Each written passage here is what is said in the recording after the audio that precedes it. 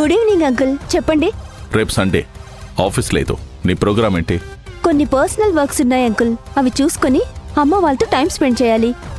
నీకు సండేలు హాలిడేలు లేవన్నది గుర్తుపెట్టుకో విద్య. 24 అవర్స్ నువ్వు డ్యూటీలో ఉండాలి. ఏం చేయమంటారు అంకుల్? ఆఫీస్ లేని రోజు సపోర్ట్గా ఉండడానికి వచ్చానని నమ్మించి పవిత్రతో పాటు వాళ్ళ ఇంట్లో ఉండు. తను ఎటు వెళ్ళినా నువ్వు కూడా వెంట వెళ్ళు. తను ఏం చేస్తుంది, ఎవరిని కలుస్తుంది, ఏం మాట్లాడుతుంది అంతా నాకు చెప్పు. అర్థమైందా? ఎందుకు పర్సనల్ విషయాలు కూడా ఫాలో అవ్వమంటున్నారో చెప్తే నేను ఇంకొంచెం డీప్గా అబ్జర్వేషన్లో పెట్టగలను.